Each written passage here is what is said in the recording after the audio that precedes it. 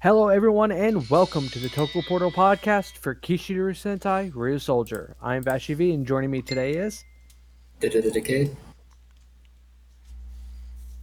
And Rye. And today we're talking about episode 28. I believe we're here already.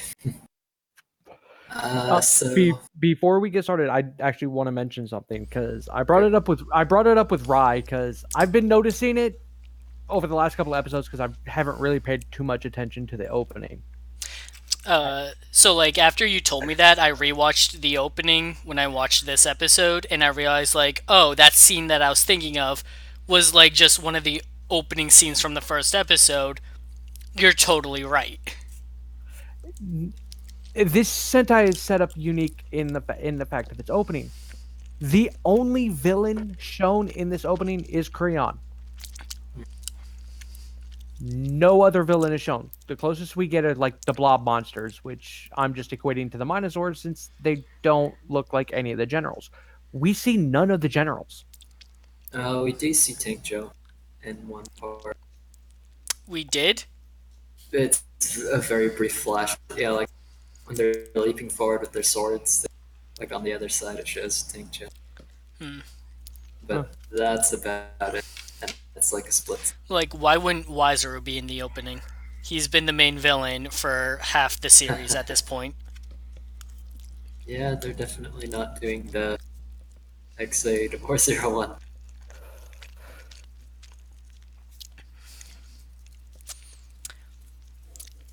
So the episode. Yes. So Kawa and Nara are actually sparring, and Nara is actually pretty skilled fighting with the sword. And he tells Ko that he slightly hesitates when making a critical attack, which kind of bums him out. Asuna assures him that he's fine while they're kind of walking back groceries. And then Kreon blasts them with confetti before running. Asuna resists the urge to sneak, which is relevant.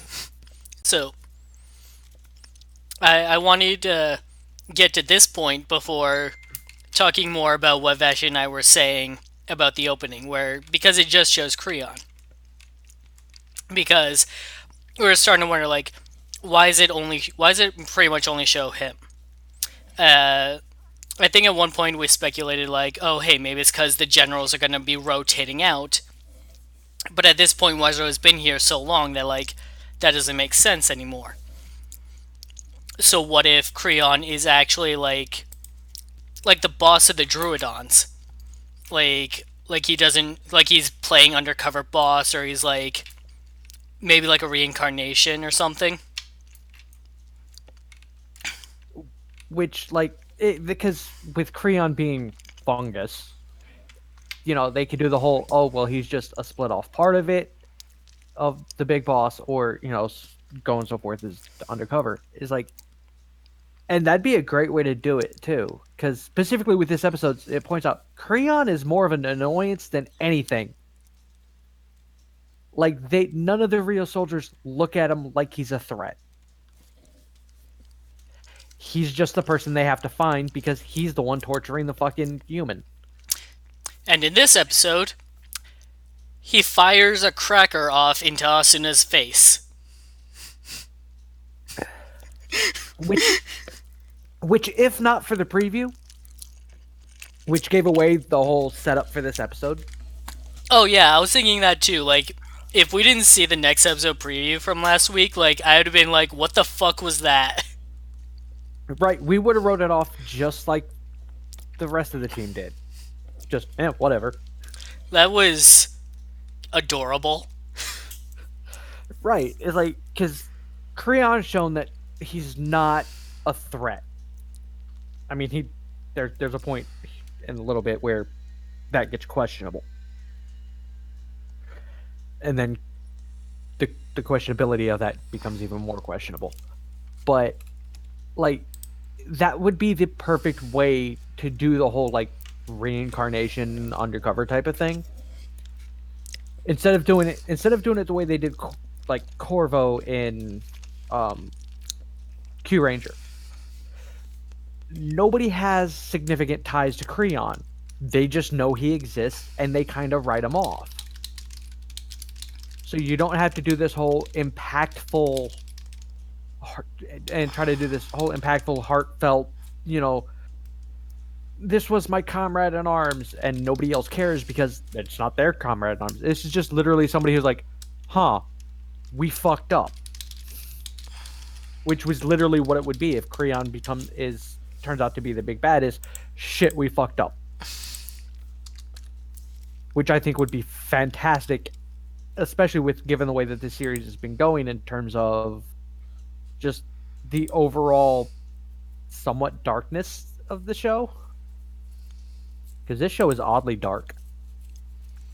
This episode specifically. Yeah, that's a pretty interesting theory, and it could be a pretty good plot twist if that came true. So, what was that? Sorry, that was my phone went off. Ah, gotcha. While they're eating at Ui's, they wonder what Creon's deal was. Then Asuna screams and grabs her chest and collapses on the floor in pain. Ko realizes too late. And then we get the opening. But yeah, that was pretty solid acting on Asuna's part. Pretty hard to watch. So she's lying on the couch. A tiny Minosaur flew into her lung with Creon's little blast of confetti. Of course, Ko is beating himself up. So Blue and Red shrink themselves to go inside and fight the Minosaur. And then we get kind of a cute moment. Asuna's worried that they might see her boogers, basically. I think she was worried about them like getting all covered in it. Yeah, or that. So they jump in her nose, find the Minosaur, but attacking it seriously hurts Asuna. So the brothers tell them to retreat. The Minosaur's barbed tail is wrapped around her heart. That's metal. Yeah. Pretty messed up. This is a kid's show. Come on.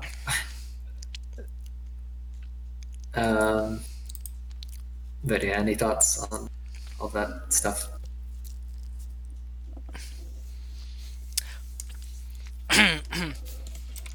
So Chisasoul, they co-used it last week to shrink down Chibigaru to carry in his jacket.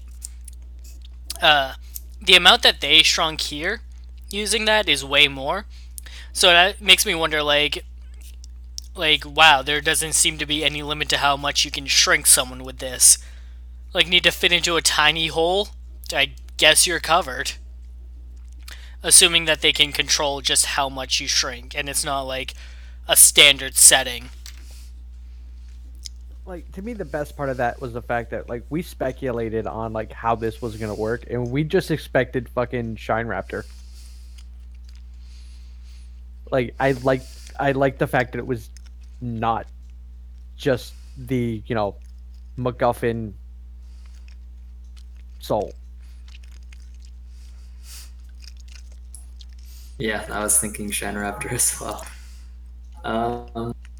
Like, and then in terms of like, I this is where I have one small gripe with this episode.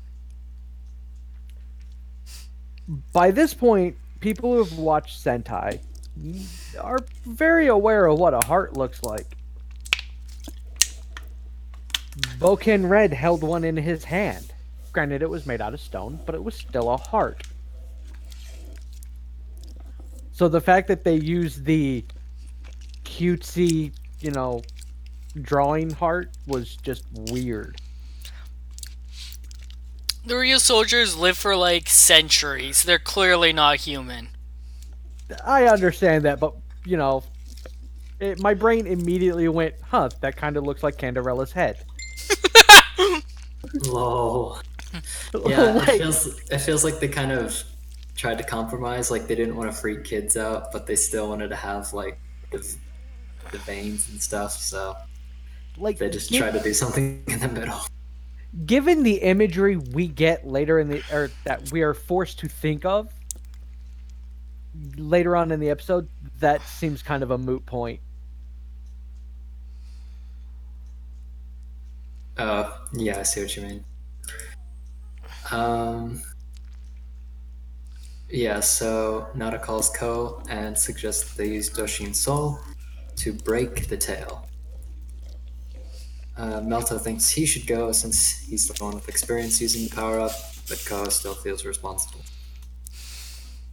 Kind of a dumb move on Ko's part, but again, this is Japan, so they're pretty prideful about stuff. I Kind of like think the Brave and Snipe special. so. Ko, as Red, has taken it on himself to befriend everyone in the team, and especially since we got that backstory about how he learned from Melto and Asuna what it means to be a friend. He probably feels that a bit of a responsibility as their friend to protect them, and which is why he felt so ashamed of himself when he hurt them when he went rampaging. So here, he failed to protect Asuna, and if he doesn't succeed, she will die. He blames himself for that. Like, and that's fitting too with everything that we've seen of him. Like, the closer he gets, the more brash he gets about protecting people. And the more he beats himself up when he's unable to do so. Like, even with something like Asuna, having the Minosaur shot inside of her. There's nothing he could have done about that. They had no idea, and you couldn't tell. So they just chalked it up to what the fuck was he doing? And then, lo and behold, turns out Minosaur. So he's beating himself up because he didn't realize the possibility. Because as a leader, he should be prepared. As both the, de facto leader, I should say. Because he doesn't see himself as the leader. But, I mean, he still has that mentality He is easily the leader. That is unarguable. He doesn't see himself as the leader. Well, that's why I said de facto. He's leader by default. He has that drive to where he feels he should be prepared for inevitabilities that they wouldn't normally think of, which in this case would be one of them, and not realizing that they can shrink that small because they've never seen one. It's a good excuse for him to have not got it, but at the same time, enough of a reason for him to beat himself up for it. Did we get to the training yet, or is that next? Yeah, I was just about to get to that. Before that, this lady runs up to Kanalo, tells him that her husband came home feeling sick after they argued, and now there's some weirdos around her. Of course, it's Crayon and some grunts taunting him, calling him a name that hurts his feelings, Baron Fly, because... Baron Flea. Oh, Baron Flea, because he's really nitpicky about little things. So. That's not what they're saying. Well, that's what she said. Well, that's why she called him that. Yeah. Yeah, plus it's pretty short too. So. Well, okay, Bashi, do you want to explain it to him? No, you go for it. Okay. They're saying he has a tiny penis. Really? Yeah. Is that like a Japanese insult or something? Maybe. But when Creon and the monsters are like dancing around him and stuff, like Creon even says like even though your body is a bit large and like things like that, and the Minosaurs always say a phrase very specific to the person who birthed them. the phrase the Minotaur this guy birthed is enter whole. We're not talking about Asuna's nose. Okay. You're right. Her, Well, hopefully her, the kids didn't catch on to that. hooray for dick jokes in a kid's show. Wow. Yeah, Like, I as I was watched it watching twice, this, so I I was did just not like, get that. man, there's a lot of sexuality to this one monster this week. Yeah, I did think the enter hole was weird, but yeah, Now you know that why. makes sense. Okay, awesome. Uh,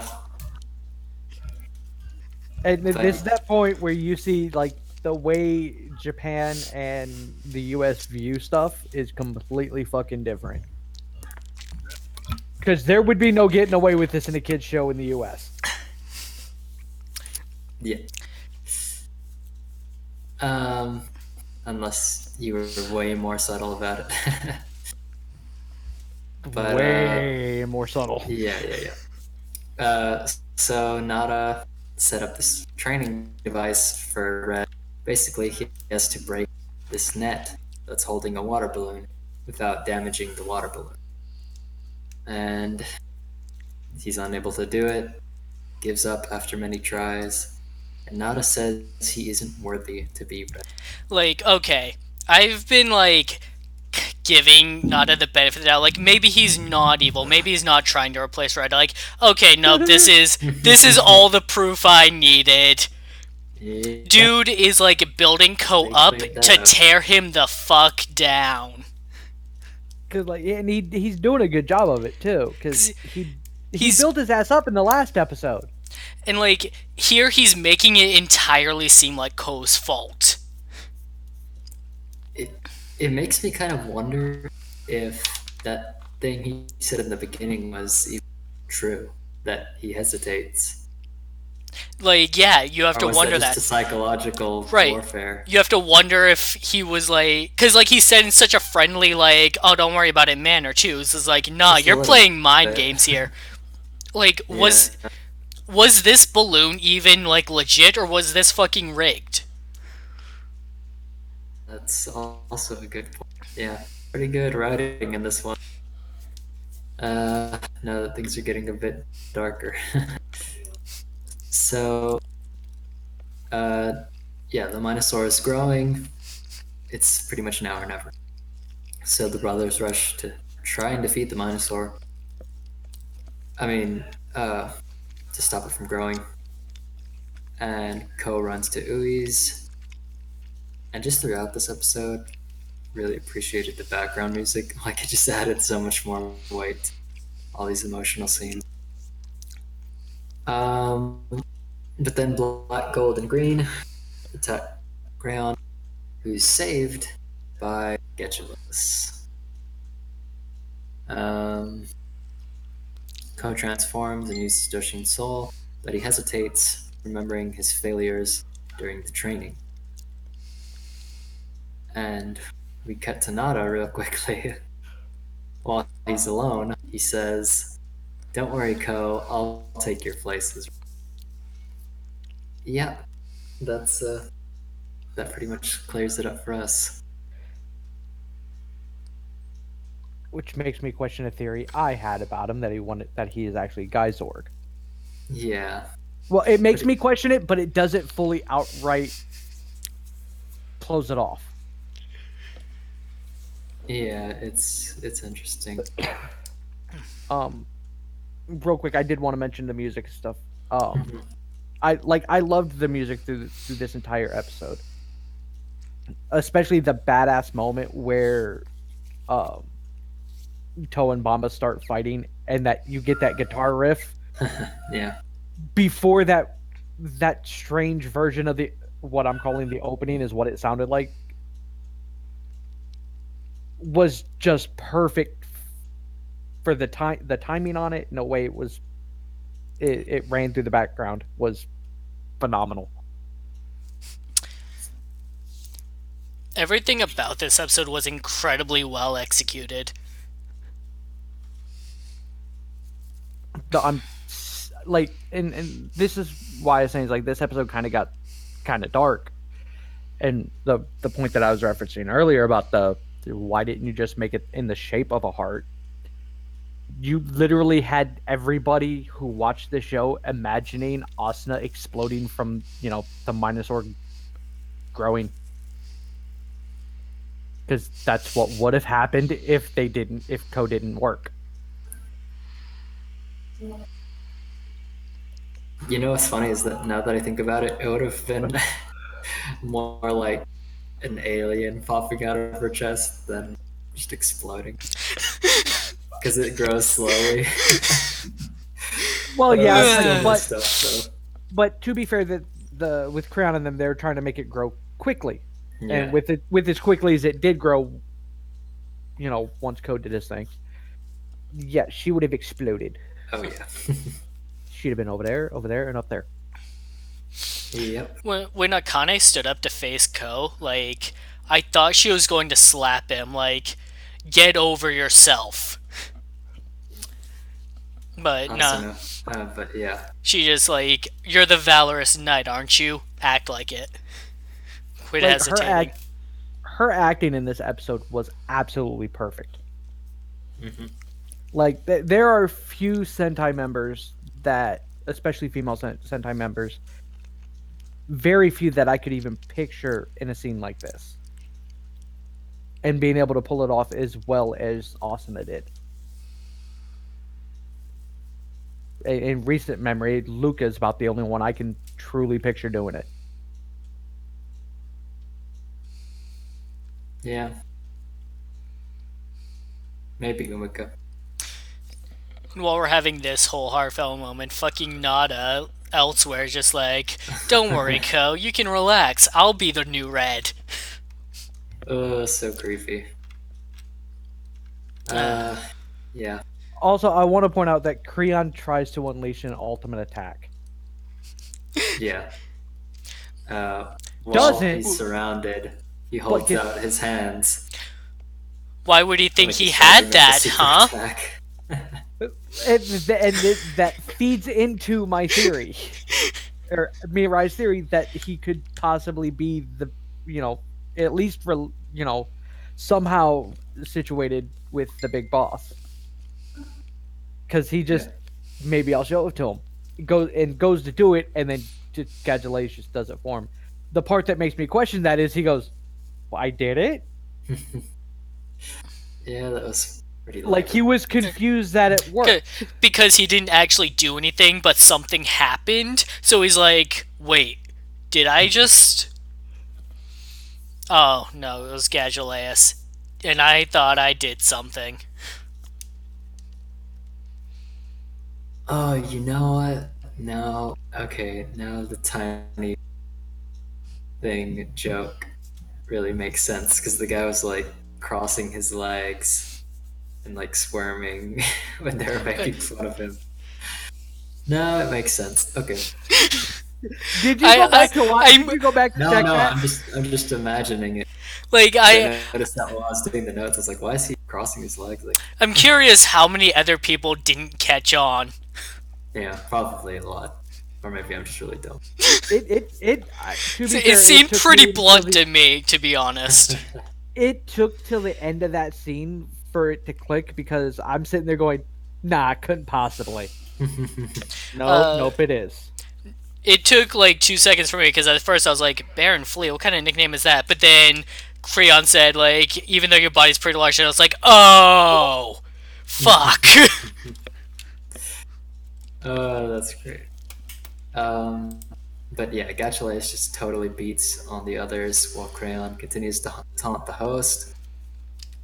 Ko cries out to Asuna because she's collapsed after the weird punch force attack thing.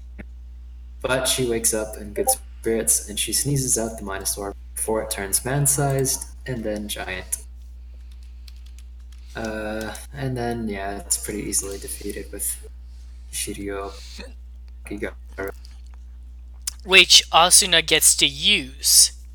Yep. And as they explained, You can only use a Ryusoul if the Kishiryu accepts you, which means Asuna's been accepted even though she had little participation in that episode. So in theory, either like the three, it's just the three of them because they all fought together in the mech, or all this Kishiryu has accepted all of them. Which I'm kind of hoping it's all of them because I want this whole boxing ring thing to continue. Yeah, it's pretty fun. Like, I love the fact that the fight ends with them just sitting on a fucking building like they're in a corner of a ring. Yeah. Um, so the three high five, brothers and Kano arrive, and Bomba was really worried that Asuna died because they couldn't stop the Minosaur from growing. And he even cried of it. Pretty touching. Um, while walking away, Kano sees the couple reunited. Nada watches Ko, Asuna, and Melto playing around with pretty bitter look ending. Yeah. But just quickly, I wanted to say that, like, watching this the second time, even though this was like a Ko Asuna episode, there Bamba got a good deal of development as well. Like, you could see throughout that he was really worried about Asuna and stuff. So that was nice. Bamba's the best. Thoughts? The like obvious answer that people would look at is like, oh, Bamba has a crush on Asuna. That's not necessarily the case here, because it could be that while initially Bamba acknowledged Ko, it could be that he's slowly been acknowledging all of them and starting to see them as close friends or family, like he sees his own brother. Like, and that's how I'm looking at it is the he's seeing them all as comrades. He's playing the stoic, stone man. It's like, but this episode was fantastic for showing the fact that he has a heart, and it, as much as he wants to hide it, it's there, and it was very well done with this episode. Like, this episode is very well done in the aspect of you don't have to focus on the characters to give them development.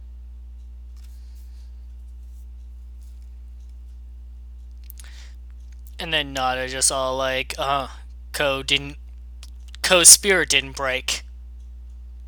On to the next plan. And if it wasn't obvious, that was just an evil overlooking, you had the dramatic music in the background. Yeah, this is actually one of the most blunt that the show has been about anything. Because most Sentai spell things out for you because, like, gotta keep the kids on page. This show has actually done a lot of subtlety and making you think for yourself. Nada just straight up saying, I'm the bad guy, has been the most blunt thing this show has ever done. Like, and even with it being as blunt as it is, it's still well done with the way they at least drew it out for a few episodes.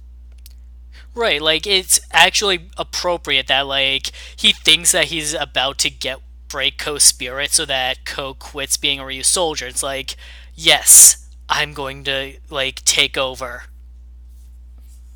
And then it's, well, fuck, that didn't work. Yeah, premature celebration, buddy. Yeah, at which point it's like, well, I've outed myself, granted, to the audience.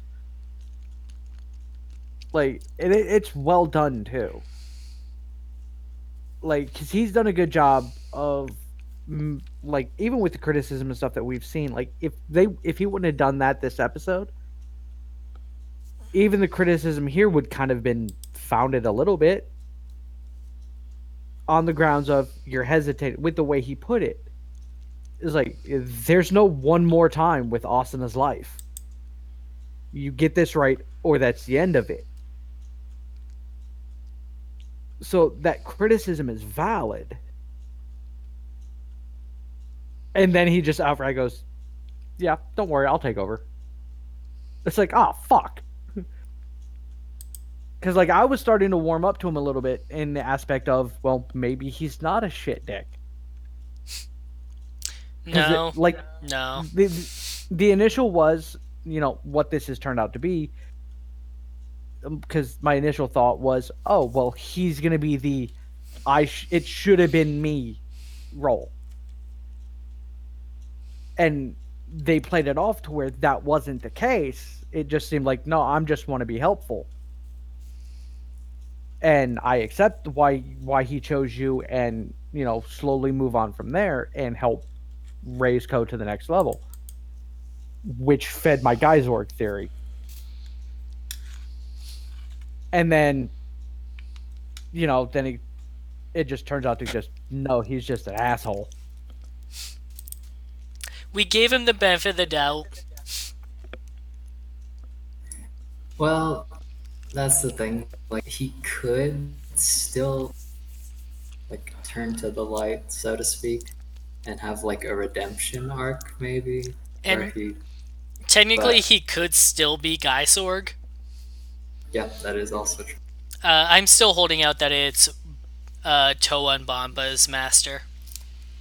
Yeah. So am I. Is like, because that so far in terms of evidence, we have that for that possibility to be thing. Is like, here we have no evidence saying that he is Geizorg, other than the fact that, hey, he's an asshole, and that he specifically in the last episode was trying to build Ko's strength. Yeah. And use the phrase "show me your strength," which is where that solidified that theory for me. Beyond that, is like, we have nothing. Honestly, what I was thinking after watching this, it kind of feels like Toa's the one getting left behind. It's like Kanelo's getting another episode next week. And we've gotten so much Toa Asuna Melta stuff. It feels like Toa needs some love. Even though he did get that good solo episode. Yeah, Toa did get love a little bit ago. We just gotta cycle back to him.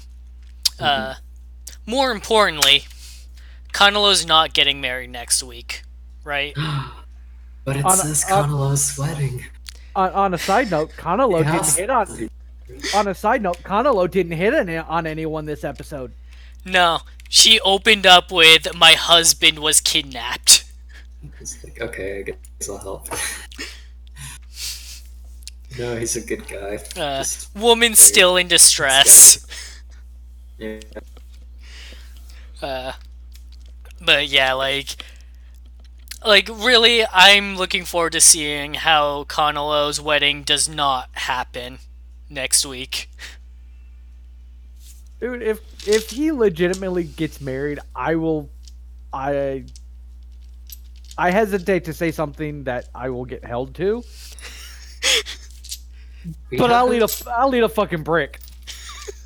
When was the last time we saw like Rangers getting married? Was that like the 10 years after for Deca Ranger?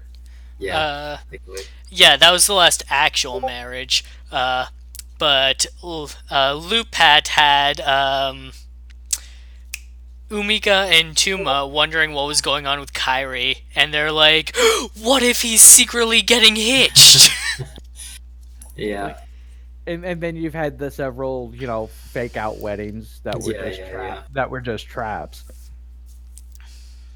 What I thought was weird about the trailer is that like this lady that he's marrying has like Asuna's haircut and she's wearing pink. Oh yeah, like I thought it was Asuna at first before realizing like, oh no, I'm being stupid. Yeah. Interesting. But yeah, that's it for this episode. Any other thoughts? No, that's pretty much it. Like, for me, it's like, this series started off kind of lackluster for me. Aside from the one or few moments where it got really dark to start with. Like, it was a very bland series for me to start with. But my God, this series has picked up phenomenally over the last, especially the last handful of episodes. Like since I've been back doing this podcast, this series has been phenomenal to me. And like I'm actually back to looking forward to seeing it every week and seeing the progression of it. And the fact that there are characters getting development that aren't the focus of the story, which is, you know, damn near phenomenal. Like, even Ui's dad is a fun character for how little screen time he gets. They actually take advantage of that and make it meaningful. Right. Like in this episode, his character started off really lighthearted because that's where the episode was at. And then you see him in actual distress over Asuna. Like in that really confused, like, wait, what's gonna happen if it gets bigger? Like, wait, what? Wait, this is the kind of danger you guys are going through?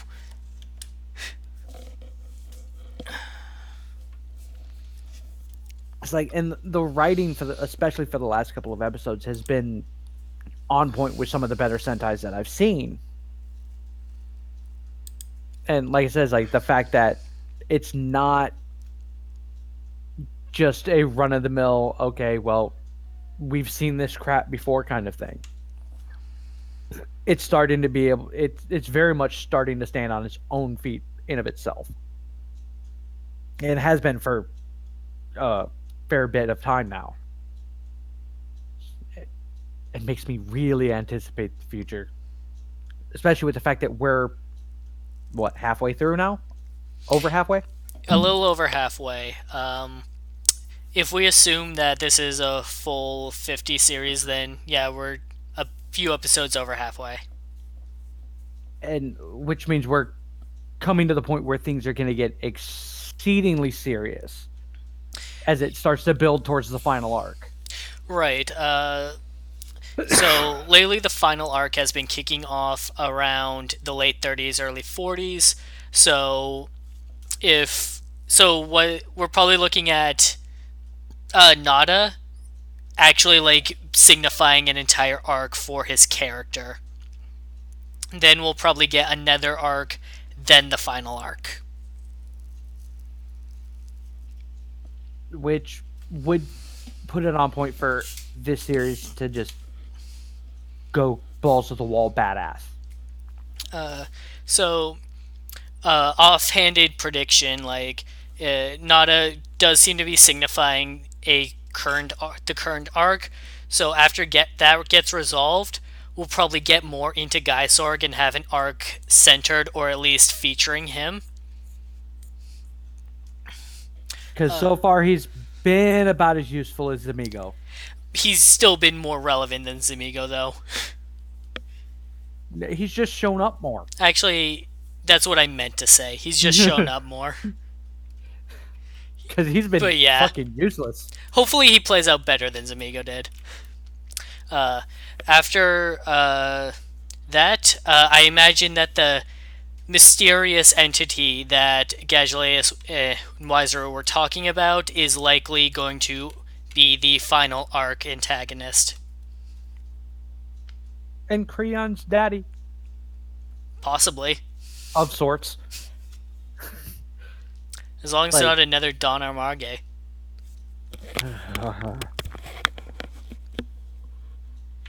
If you're gonna do shit, have relevance to it.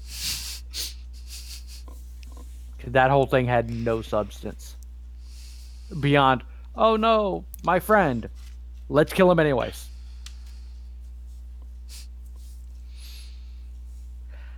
But on that note, I guess we have reached the end of the podcast. Thanks for joining us tonight, everybody. We'll be back tomorrow for more Kamen Rider 01. And Power Rangers Beast Morphers Season 1 has finished, so there won't be any podcasts on that until the special Halloween and Christmas episodes. Thanks for joining. We'll see you next time. Thanks for listening. Thank you all for listening. We'll see you back tomorrow, followed by next week.